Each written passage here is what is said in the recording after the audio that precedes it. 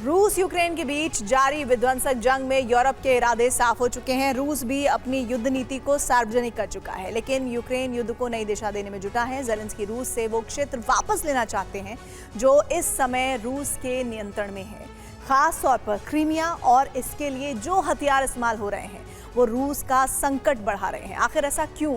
वो हथियार कौन से हैं और रूस की तैयारी क्या है? देखिए इस रिपोर्ट में। अपने क्षेत्र की हमलों से सुरक्षा और रूस के नियंत्रण वाले ज्यादा से ज्यादा जमीनी हिस्से को वापस लेने के लिए जंग।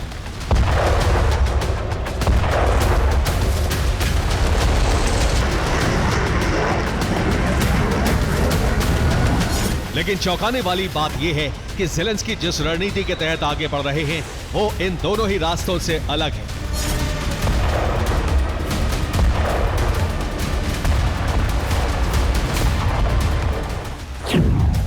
युद्ध में उन्नत हथियार, मकसद रूस की हार।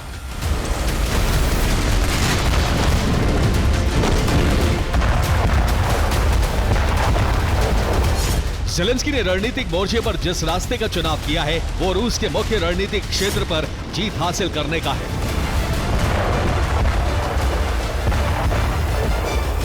और ये रास्ता गुजरता है समंदर से।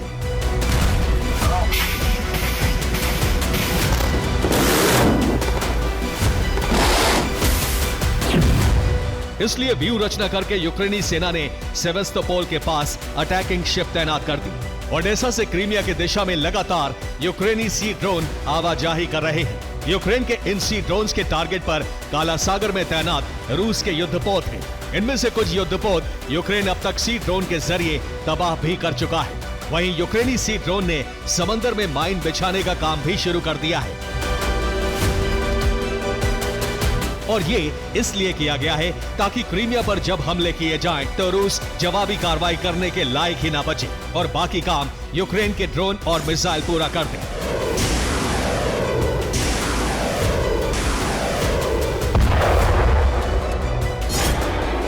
हालांकि इस रणनीति के तहत उठाए गए कदम तब तक गुप्त थे जब तक यूक्रेन ने ऑपरेशन को विस्तार नहीं दिया था,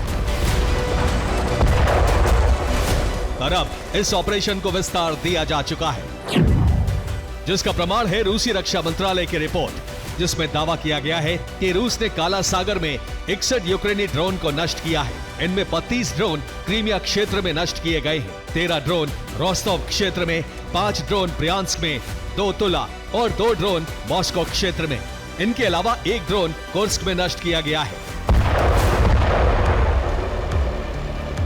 यानी क्रीमिया भले ही यूक्रेन का मुख्य टारगेट हो, लेकिन सिर्फ क्रीमिया पर हमले से यूक्रेन का उद्देश्य साफ हो जाता।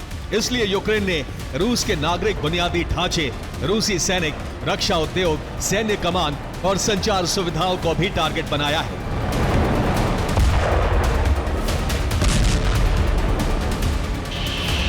और ये दावे से इसलिए कहा जा सकता है क्योंकि यूक्रेन पिछले 1 महीने से हर दूसरे दिन क्रीमिया पर आक्रमण कर रहा है, जबकि रूस के काला सागर रिजॉर्ट सोची को भी मिसाइल से दहला रहा है।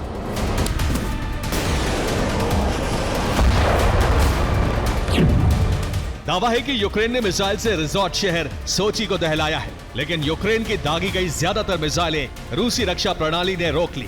इनके अलावा कुछ हमले ड्रोन से भी किए गए हैं।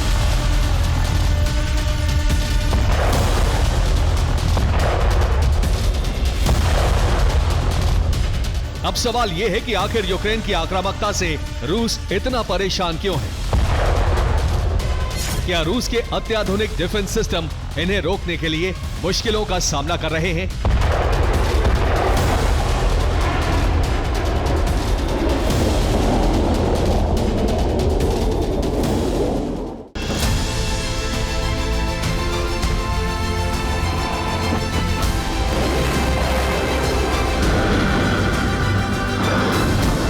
मुमकिन है कि रूस के डिफेंस सिस्टम इस समय यूक्रेनी हमलों को रोकने में कुछ मुश्किलों का सामना कर रहे हों, जिसकी पुष्टि करते हैं सोची पर मिसाइल से हमला और डोनेस्क में हथियार डिपो पर अटैक,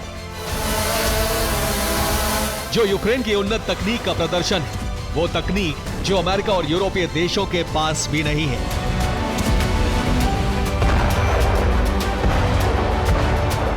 यही तकनीक यूक्रेन की ड्रोन में फिट है, जो एडवांस रडार से बचकर हमले करते हैं। इनके अलावा यूक्रेन को बढ़त दिलाती है फ्लैमिंगो मिसाइल, जिसका इस समय इस्तेमाल हो रहा है। दरअसल ये फ्लैमिंगो मिसाइल सोवियत काल के Tu-141 ड्रोन के बेस पर तैयार की गई है, जिसमें जमीन से लॉन्च होने वाला क्रूज इंजन लगाया गया है, जो बहुत कम ऊंचाई पर उड़ने की वजह से डिफेंस रडार की पकड़ में नहीं आता और इसके 1.15 टन के वॉरहेड तबाही मचाने में कामयाब हो रहे हैं।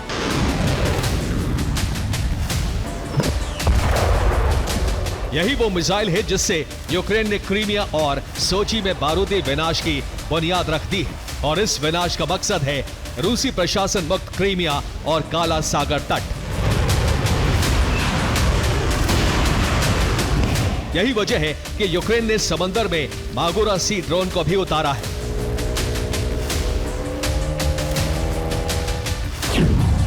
ये वो ड्रोन है जो समंदर में 300 किलोग्राम विस्फोटक लेकर चलने में सक्षम है, जिसमें समुद्र की सतह से हवा में मार करने वाली मिसाइलें भी हैं और इस ड्रोन के जरिए ट्रांसपोर्टिंग के कारण मिसाइल नाकाम करना करीब करीब नामुमकिन है।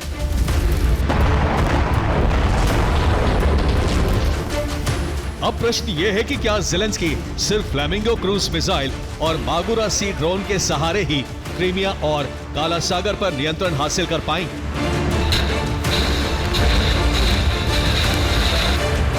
जवाब है नहीं। ऐसा क्यों कहा जा सकता है, इसे जानने से पहले इन हथियारों के इस्तेमाल का मकसद जान लीजिए।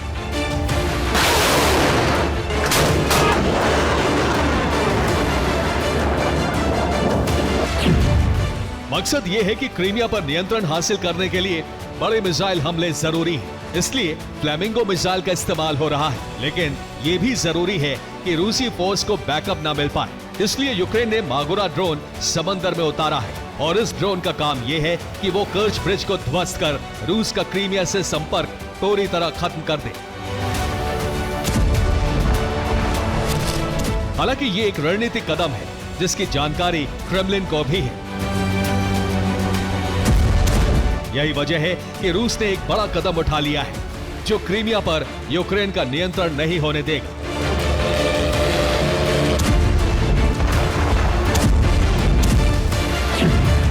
कदम यह है कि रूस ने उत्तर कोरिया से मरीन कमांडो बुला लिए हैं। ये वो कमांडो हैं जो क्रीमिया और कर्च ब्रिज की सुरक्षा में लगाए गए हैं और उत्तर कोरिया के यही मरीन कमांडो अब क्वाडकॉप्टर ड्रोन से यूक्रेनी टारगेट नष्ट कर रहे हैं।